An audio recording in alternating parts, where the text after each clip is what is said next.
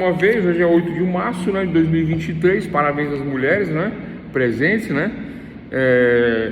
Vamos lá, princípios gerais do processo, né, em teoria geral do processo, segunda parte, né, continuação da aula de ontem. Ontem nós falamos de 7 princípios né, falamos de 7 princípios, né, e quais são estes princípios que nós falamos ontem? Vamos lá, rapidão, dar uma repassada nesses princípios. Só o título que eu vou falar. Falamos do princípio do devido processo legal, falamos do princípio da imparcialidade, do contraditório, da ampla defesa, da fundamentação, da publicidade e o duplo grau de jurisdição, e paramos em duplo grau de jurisdição, correto? Né? Foi o último princípio trabalhado ontem, na aula de ontem. Hoje nós vamos falar da sequência, da continuação dos princípios gerais do processo, um pouquinho mais curto, um pouco mais tranquilo, esses conceitos que eu vou apresentar de princípios, tá?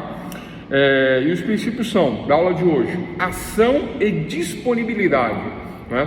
Que na verdade se resume em inércia. Eu vou explicar o que é a inércia do Poder Judiciário, número 1. Número 2, vamos falar de verdade formal. Número 2, verdade formal.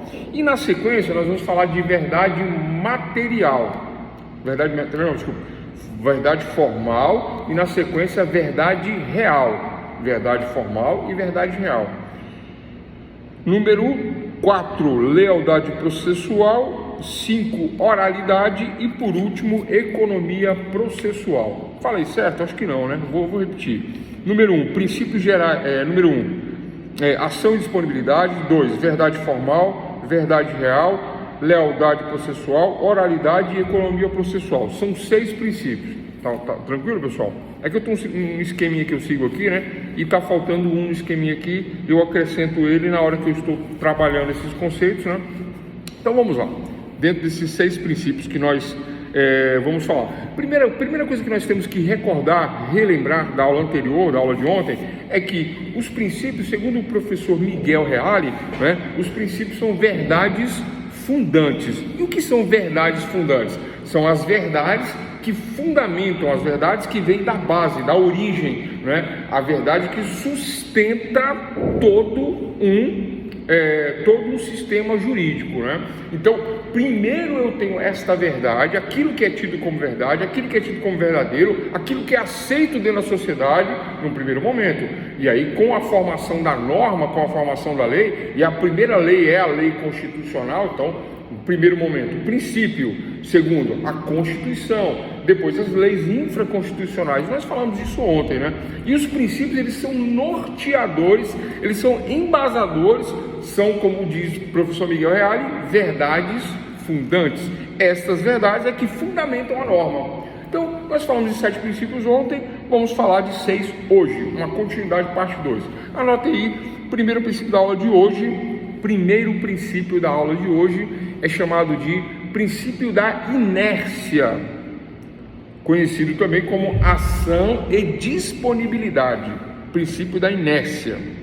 Pessoal, o que é uma inércia? Inércia é algo que não se move, não é? Não se move, mas ele pode ser provocado, ele pode ser empurrado, ele pode ser chamado a se mover, a se locomover. Mas como assim? Não estou entendendo isso. O que significa isso? Significa dizer que a jurisdição, lembrando que a jurisdição é o juiz que diz o direito, né? O Estado juiz que diz o direito é a jurisdição. Então, o excelentíssimo senhor doutor juiz de direito da comarca de Araraquara, da comarca de São Carlos, da comarca de Ribeirão Bonito, da comarca de Ribeirão Preto, da comarca de São Paulo, da comarca do Rio de Janeiro capital, da comarca, né, de Planaltina, Distrito Federal, aqui em Brasília, né? Então, este juiz que dirá o direito, a jurisdição, ele não pode intervir na sociedade, ele não pode dar palpites na sociedade, ele não pode ficar dando entrevista, né, falando o que ele acha deste ou daquele tema. Ele deve ficar inerte, aguardando ser provocado, e com a inércia, aguardando ele ser provocado, né, e com a inércia, vedado o exercício do juiz de ofício, é vedado, ele não pode oficiar, né? O juiz está lá na janela do fórum tomando café, tem um acidente na via, o juiz pode se intrometer? Como cidadão sim, como juiz não, né? E eis o princípio, eis a inércia da jurisdição, eis a ação e a disponibilidade em você, existe todo um aparato, toda uma estrutura judicial para que você possa entrar com a ação, para que você possa exigir o seu direito material, através de um processo, direito processual, processar e ver o seu direito ser executado, o seu exercício, exercitar o seu direito através do processo. Então, mas o Estado juiz ele é inerte, o Estado juiz ele fica parado, o Estado juiz não se move, o Estado juiz ele não pode oficiar. Não, vamos fazer um ofício aqui para tal lugar, tal, né? Agindo politicamente, por exemplo, né? Então essa questão não se admite. Então, doutor, o resumo deste primeiro princípio é a inércia da jurisdição. O nome do princípio da inércia da jurisdição ou ação e disponibilidade. É disponível, existe o procedimento da ação, do processo, mas o juiz não pode abrir um processo. Quem abre o processo são as partes, através de seu advogado, através da defensoria pública, e nunca, jamais, o juiz abriu um processo. E aí vem as perguntas que vocês devem estar fazendo aí na mente, né? Professor, mas e esse pessoal aí do STF, Superior Tribunal Federal? Eles vão lá, eles prendem, eles fazem, eles processam, é isso que acontece? Não, claro que não, óbvio que não, não é? Isso é o que nós vemos na mídia, isso é o que nós vemos na mídia aberta, isso é o que nós vemos, né, através de alguns jornalistas, né? Vamos dizer assim, é um resumo, eles trazem um resumo do resumo e ainda por cima com um viés ideológico. E aí quem não conhece o direito, quem não entende o direito, acha que o juiz é que está perseguindo, que o juiz está julgando, que o juiz está caçando, que o juiz está condenando. Mas, pelo princípio da inércia, o juiz não pode fazer isso. Quem faz isso no STF? São os partidos políticos, né? Aí diz que tem um senador aí, que é líder de um partido, que entra com processos, né, que cai na mão de um determinado ministro e a coisa anda. É isso. Pode, isso é possível, né? Isso é possível, isso é legal, isso é normal, através do procurador, através do partido político, né? O partido político é a parte pleiteando através do seu procurador, do seu advogado, né? Dentro do Superior Tribunal Federal. Então é isso a questão da inércia da jurisdição, resumidamente. Tranquilo, pessoal, anotaram? Inércia da jurisdição? Se ninguém tem nenhuma dúvida, número 2. Princípio da verdade formal. O que é a verdade formal dentro de um processo, né? O que é a verdade formal em um processo civil? Vamos falar de processo civil, vamos falar de processo trabalhista, vamos falar de processo tributário. A verdade formal, ela obedece uma forma prescrita em lei, e ela busca a verdade real, mas ela não admite a verdade formal não admite certas, vamos dizer assim, inovações dentro do processo, né? Dilações de prazo, sobrestamento de prazo.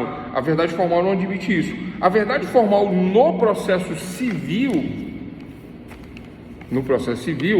e ela funciona no processo civil, ela é oriunda de um jargão jurídico que diz que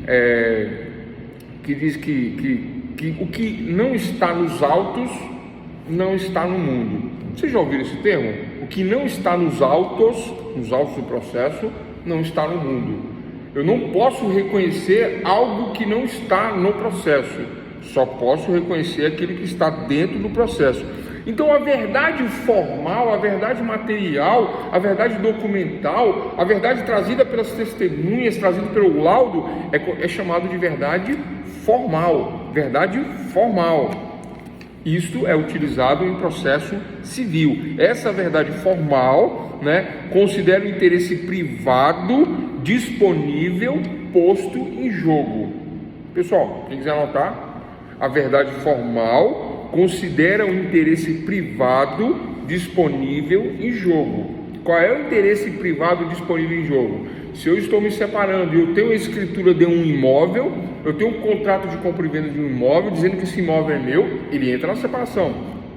Agora eu tenho um outro imóvel que não tem documento nenhum, ele não entra na separação, ele não entra no divórcio. Mas como assim, professor? Não entra, porque eu não provo que ele é meu, que ele é do casal, que haverá uma divisão desse bem, porque eu não consigo fazer prova disso, Aí a prova com testemunhas. Bom, prova com testemunhas é aceita, sim, mas eu estou falando de prova documental, Então, se não existe uma prova nesses termos, não existe também uma prova documental, um laudo, nada, Então, falta a verdade formal. Verdade formal.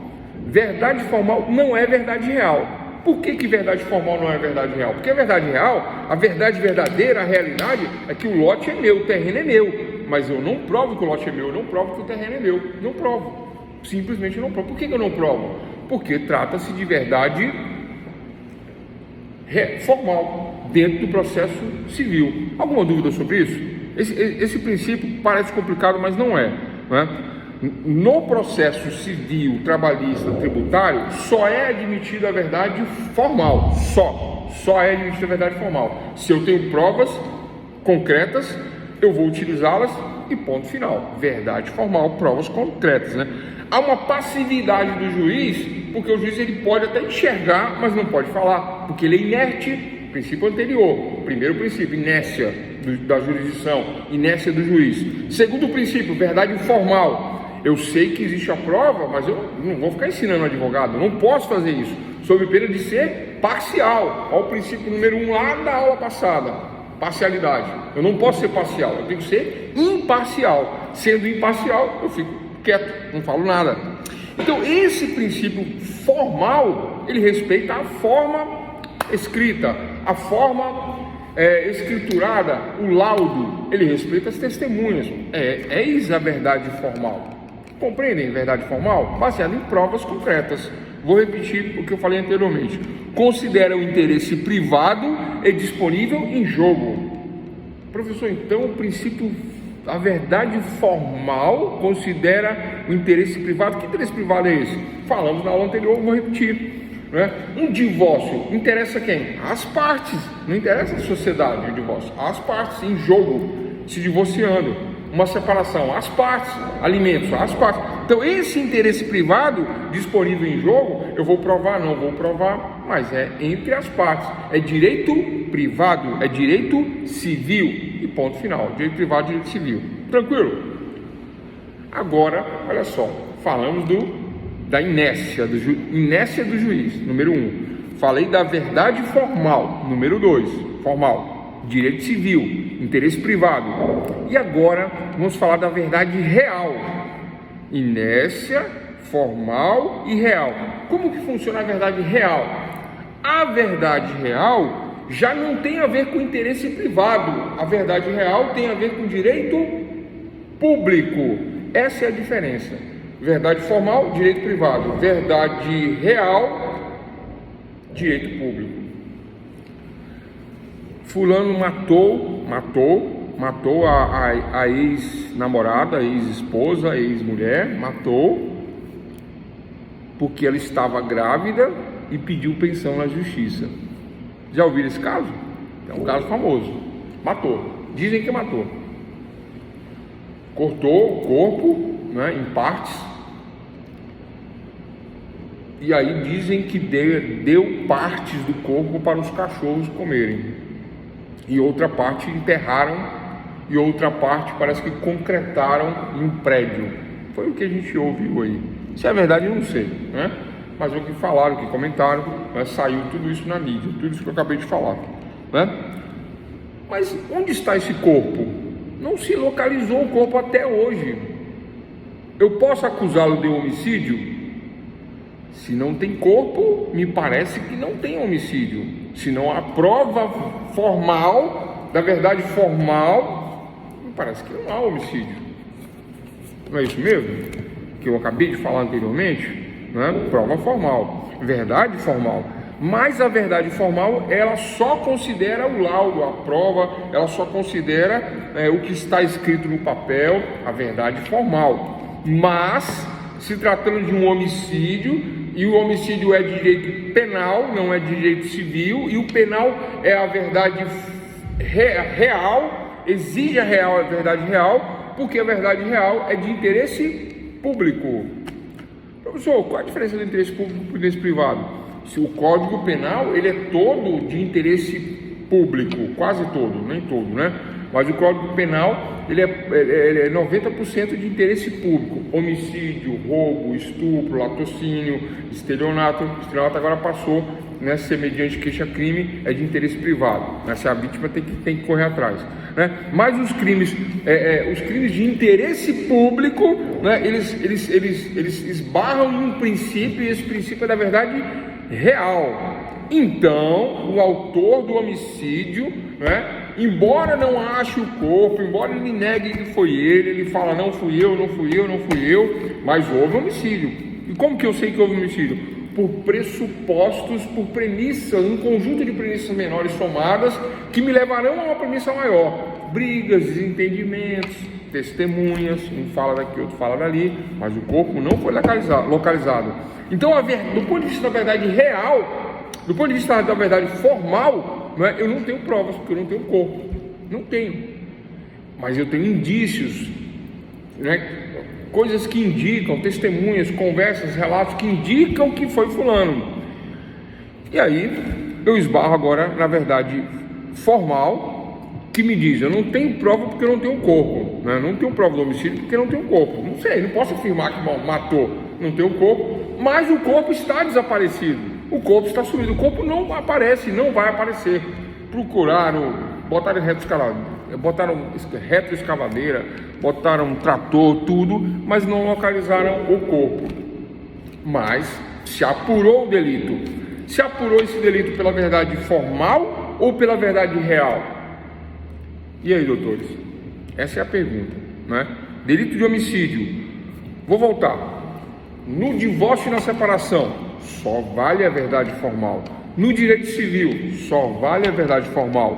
No interesse privado entre as partes, só vale a verdade formal. Só o que eu provar. O que eu não provar não vale. O que eu não provar, eu não ganho na justiça. Eu peço, mas eu não ganho. Eu não provei, não tem prova, verdade formal.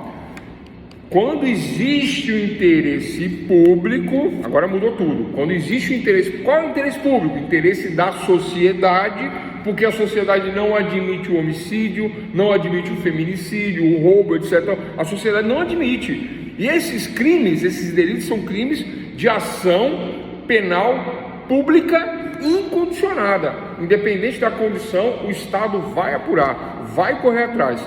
Prevalece nesta modalidade de ação que é pública, prevalece a verdade formal ou a verdade real? A verdade real, porque interessa a toda a sociedade. Então, quando se tratar de direito público, verdade real. Quando se tratar de direito privado, verdade formal. Essa é a diferença. Então, olha só, falamos de 3 princípios. Inércia da jurisdição. O juiz não age de ofício, ele aguarda ser provocado, né? E tem que ser a pessoa competente, advogado, procurador, né? Para provocar o juiz, né? O Ministério Público, se for as questões penais, né? Inércia da jurisdição. Verdade formal, interesse privado, direito civil. Verdade real, interesse público, direito penal. É o exemplo. E é isso, pessoal. Fechando aí, inércia, verdade real, verdade formal. Tranquilo? Alguma dúvida? Se ninguém tem nenhuma dúvida, 4º princípio dessa segunda parte de princípios, né? Lealdade processual. Anote aí, lealdade processual. Pessoal, lealdade processual, né, é um princípio de direitos dentro da teoria geral do processo, né? Por quê? Porque exige-se das partes Exige do advogado, exige do Ministério Público, exige do juiz, do escrevente, de todos que estão que interagem dentro de um processo, né? Lembrando que o processo, né? Acho que eu não falei nessa turma. O processo é um conjunto de atos que me levará a uma sentença, né? Desde a petição inicial, contestação, réplica, tréplica, provas, se houver uma sustentação, lá no final a sentença. Então, o conjunto destes atos que eu acabei de falar, que me levará a uma sentença, eu chamo de processo. Então, o processo é o conjunto de atos que me levará a uma sentença, né? E esse quarto princípio que eu estou falando, da lealdade processual, princípio da lealdade processual. Este princípio da lealdade processual é o princípio pela qual as partes, mesmo estando em contenda judicial, em disputa, em briga, em litígio, em luta, litis é igual a luta, litis, litígio. A coisa quando é litigiosa é porque nós estamos disputando a posse dessa coisa litigiosa, né? Mas mesmo disputando, mesmo numa briga, qual é o mais comum, a forma de se tratar dentro desses lugares? Dentro do campo de batalha jurídico, dentro de um fórum, né? Fórum, ambiente político também é assim. Qual é a forma, pessoal? A forma tem a ver com este princípio, né? E isto nós chamamos de urbanidade, civilidade, né? Atuar com boa fé, está no Código de Processo Civil, né? A boa-fé, ela é valorizada e ela é muito estimada no processo civil. Sendo um processo de interesse público e de interesse social, interesse da sociedade, né? Nada mais justo e de boa-fé eu agir com urbanidade, agir por esse princípio da lealdade processual, agir sempre de boa-fé. Quem age de má-fé pode ser condenado em litigância de má-fé, né? Eu inventar leis, inventar normas, falar que o caso se ganha assim, se ganha assado, mentir dentro do processo e não fazer provas, né? Tentando enganar o juiz, tentando ludibriar o juiz, tentando ludibriar o promotor de justiça, tentando enganar até o outro lado, né? Isso é má-fé processual. Isso esbarra nesse princípio da lealdade processual. Então, né? Aí para quem diz que o advogado mente, né? Para quem diz que o defensor público mente, não, o advogado não mente. Quem mente é o cliente, né? Mas o cliente traz as provas e o advogado aproveita as provas ou não aproveita as provas, né? Ele busca a verdade formal dentro do conflito de interesses privado, do conflito de interesse civil, né? A verdade formal. Mas a verdade real, esta do interesse público, aí eu estava falando do homicídio lá, né? Vou continuar aqui agora. Este homicídio, que não se localizou o corpo, mas se busca a verdade real. Qual é a verdade real? Que existe um homicídio, embora não se ache o corpo. E ele foi condenado. O autor do homicídio foi condenado, né? E o que ele foi condenado? Em homicídio? Ele foi para júri? Ele foi para júri, mas não foi em homicídio que ele foi condenado, né? Ele foi condenado em quadrilha, ele foi condenado em vários outros crimes, que eu não sei aqui qual é, mas não foi uma questão do homicídio, porque não se provou que ele matou, porque não se localizou o corpo. Embora tenha toda uma cena, um cenário e tudo aí, né? E ele pegou uma pena alta por isso, né? Salvo engano, ocultação de cadáver, né? E outras coisas mais aí em relação a essa questão. Eu vou dar uma estudada melhor nesse caso e eu trago ele na aula que vem, né? Mas na busca da verdade real, que não estava dentro do processo pela forma, pela formalidade, que seria o corpo, né? O laudo cadavérico não tem, né? Então, pessoal, estou falando de inércia, verdade formal, verdade real, e agora estamos falando da lealdade processual. A lealdade processual é o princípio pelas quais as partes, mesmo estando em contenda judicial, elas devem se respeitar, se tratar com urbanidade, agir dentro da boa-fé, agir de forma correta com o outro lado, né? É uma guerra, é uma disputa, mas é uma disputa baseada em leis, baseada em regras de boa conduta, né? Então, se eu tentar enganar o outro lado, entendam, argumentar é uma situação, provar é outra situação. provar pela verdade formal, provar pela verdade real, mas enganar, agir de má fé, eu estou ferindo o princípio da lealdade processual. Eu não estou sendo leal ao juiz, ao fórum, ao direito, às leis, às normas, eu não estou sendo leal à sociedade de maneira geral. Não sendo leal, a minha conduta ela é dolosa, intencional, unilateral e de má fé. E aí eu posso responder por perdas e danos. Perdas e danos. Eu que estou agindo de má fé, eu posso responder por perdas e danos. Causando um dano em outrem, agindo de má fé, eu respondo por perdas e danos, né? É isso. Fora responder por perdas e danos, né? Eu estou litigando de má fé e eu posso ser condenado. O juiz arbitra uma multa de 10 salários mínimos, por exemplo, pela má fé, pela litigância de má fé, pelo dano causado à outra parte, descumprindo aí a lealdade processual. Eis aí o quarto princípio de hoje. Quinto, oralidade. Vamos falar da oralidade. Professor, repete aí. Oralidade, de oral, né? Oral, oralidade. Princípio da oralidade. Pessoal, quando eu falo de oralidade e utilizo a oralidade como um princípio e penso no processo civil, não tem muita oralidade no processo civil, né? Para quem não está habituado, o processo civil ele é muito formalista, muito atento a provas, a laudos, né? E se houver uma testemunha, a testemunha vem ali de maneira muito formal, relata que sabe de acordo com o processo e ponto final para o processo civil, para o interesse privado, né? Se há um divórcio, eu vou juntar a certidão de casamento, a certidão dos bens, dos filhos, né? Fazer prova de rendimentos para a questão de pensão, verdade formal, né? Formal, interesse privado, formal, né? Então falamos de inércia, verdade formal, verdade real, lealdade processual, estamos falando da oralidade.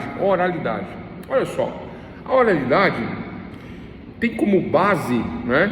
E é utilizada dentro dos processos para agilizar, para facilitar o contato entre o julgador, Estado, juiz e as partes, autor e réu. E este triângulo juiz, autor e réu, esse contato próximo, né, essa oralidade, né, em detrimento da forma escrita, né, significa dizer mais agilidade no processo. Justiça rápida é justiça, né, boa, justiça lenta é justiça ruim, e muito lenta nem é justiça, né? Se é muito lenta, nem é justo, correto? Então, pessoal, o princípio da oralidade, né? Ele é defendido porque é o seguinte: ele traz como vantagens este contato com o julgador, número 1, né? Que se submeterão à sua decisão, né? E número 2, a questão da celeridade. Olha só, vou dar um exemplo, vou dar 2 exemplos, 3 exemplos, vou dar 3 exemplos. Primeiro exemplo, né? Quando eu faço um habeas corpus, tá? Faço um habeas corpus dizendo que há uma ilegalidade na prisão do meu cliente. Eu digo que há uma ilegalidade, ele está preso de forma ilegal, ele estava num local, né, e na verdade o crime aconteceu em outro local e eu provo através disso, isso, aquilo. Não há elementos que deveriam ter levado ele à prisão, não há elementos fortes, de forte convicção que me leve a essa questão, né, por conta de filmagens, câmeras, testemunhas, toda a situação, as circunstâncias que envolvem o delito, né, tudo isso eu faço numa petição e dou entrada.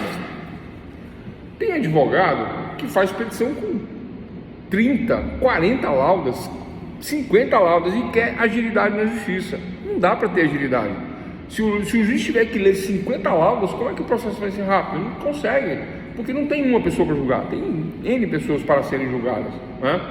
Ah, professor, mas aí tá cerceando defesa, né? A defesa que poderia ser ampla está sendo cerceada em número de páginas, né? Vamos limitar a 3 páginas, né? Daí, e por isso surge o princípio da oralidade, que é almejado por todos os juristas. A oralidade resume, além do olho no olho com o julgador, resume 50 laudas em 10 minutos de oralidade, não é? 20 minutos de oralidade, não é?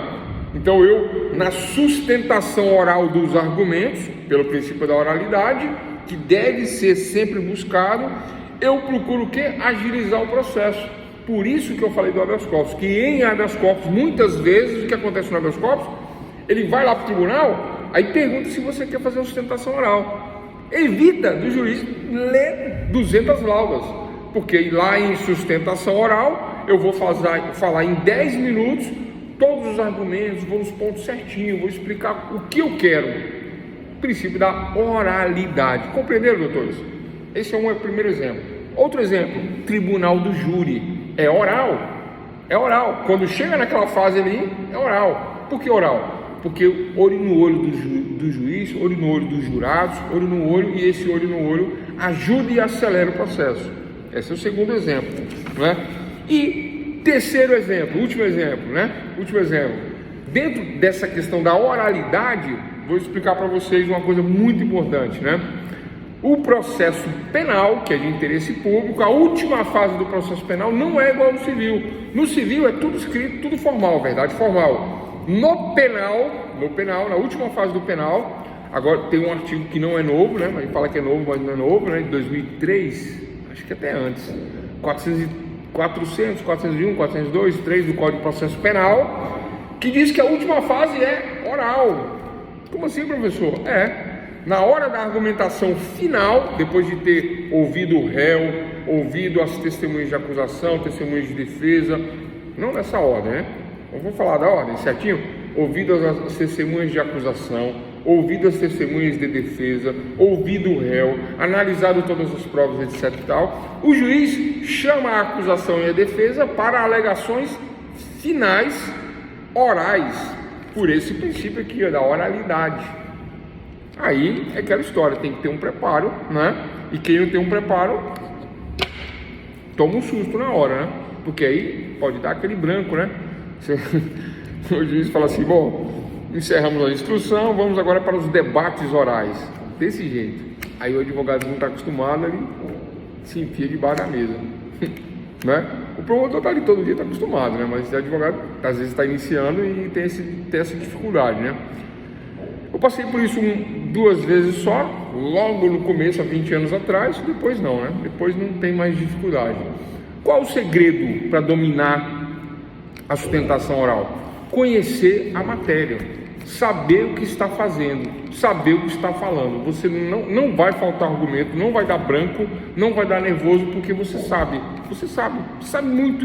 Você conhece o processo da primeira à última página, de cor e salteado. Você conhece tudo que tem no processo, então você vai saber falar, vai saber argumentar, vai saber expor os pontos que você quer argumentar, quebrar, né? Dizer que é, dizer que não é. Esse é o princípio da oralidade. Anotaram? O princípio da oralidade? Tranquilo, né?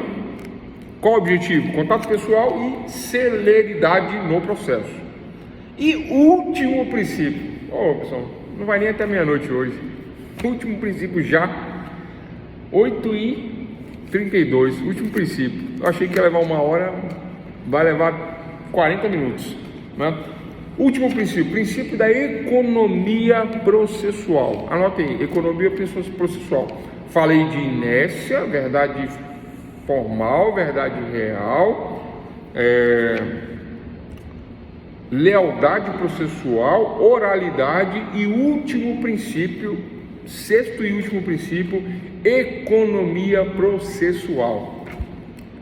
Olha só, economia processual.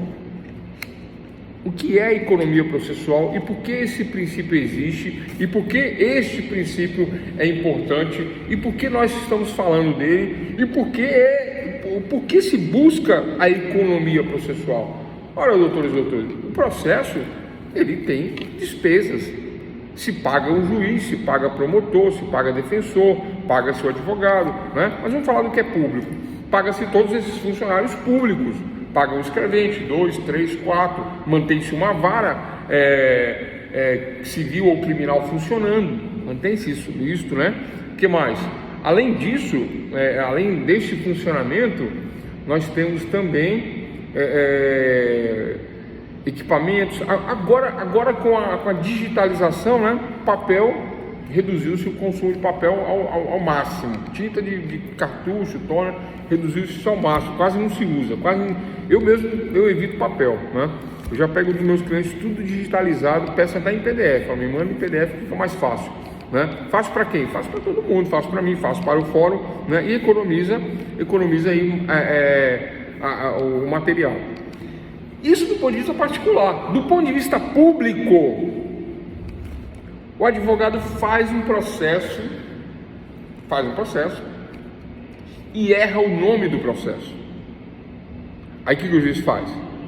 Você, doutor, você pediu uma coisa, mas não é isso, é outra. Indefiro, nego.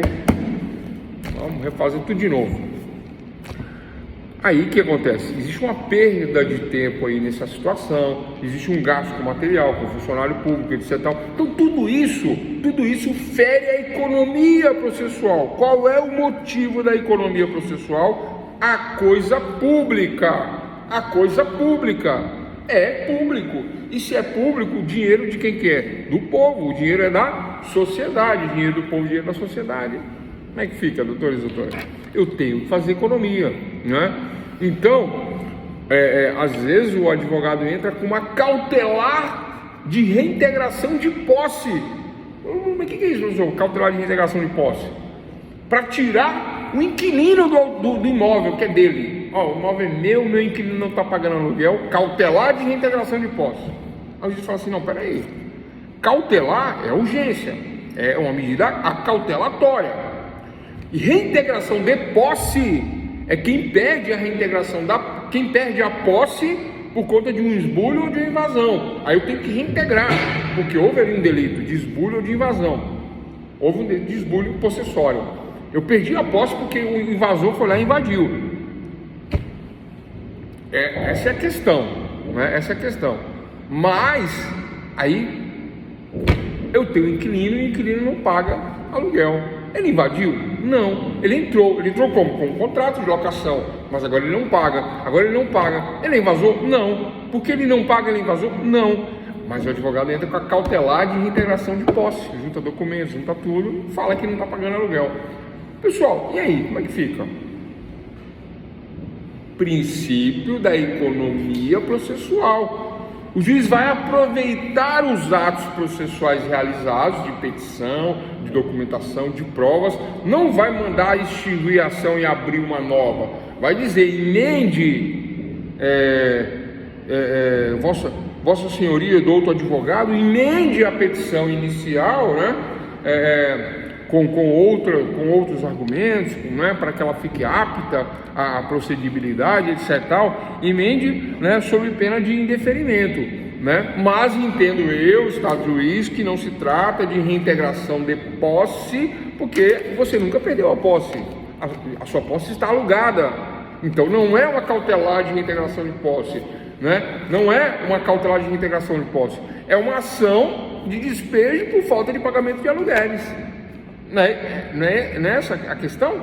Olha só, cautelar de reintegração de posse, só para invasão. Mas aí eu entro com a cautelar de reintegração de posse. Aí o juiz analisando verifica que não é uma invasão, é um inquilino que não paga aluguel. Qual é a ação? Ação de despejo por falta de pagamento de aluguéis. Mas não é a mesma coisa? Claro que não, lógico que não, né? A cautelar de reintegração de posse para invasão é urgentíssima, tira lá e ainda responde criminalmente. Essa é a questão. Aqui não, aqui eu tenho um negócio que não está dando certo, o inquilino não paga, eu quero agora retirar ele. Então eu entro com ação de despejo, que não é cautelar, não é urgente, né? Porque eu não perdi a posse indireta é minha, diretamente mora o inquilino, indiretamente a posse é minha. Então a posse indireta é minha, então sendo a posse indireta minha, né? O juiz manda extinguir a ação? Não. O juiz não concede a cautela? Não. E o que ele faz? Pelo princípio da economia processual, eis o princípio, né? A forma menos onerosa, né, deve ser aplicada, deve ser praticada. E qual é a forma menos onerosa? Não é extinguir o feito, é adaptar o feito, é transformar o feito naquilo que ele realmente queria. E por que ele pediu? Pediu errado, mas pediu, né? com argumentos que me levam a entender que trata-se de uma cobrança, né? De uma ação de despejo com cobrança de aluguéis, e não uma reintegração de posse, uma reivindicação de posse. É isso, pessoal. Então, no primeiro momento, o juiz ele indefere? Não, ele manda emendar, ele manda mudar os argumentos. E aí ele já deixa, fala, olha, entendo aí pela análise dos fatos, né? Verificando os fatos, né? Dai-me fatos e te darei o direito. Então o juiz entende pela narrativa dos fatos se tratar de uma ação de despejo, porque é um inquilino, não é um invasor. Invasor é invasão, o esbulho possessório é crime. Isso acontece muito aqui no DF, né? Invasão e esbulho possessório, né? Artigo 161 do Código Penal fala do esbulho possessório. O 161, tipo, parágrafo, tem lá, né?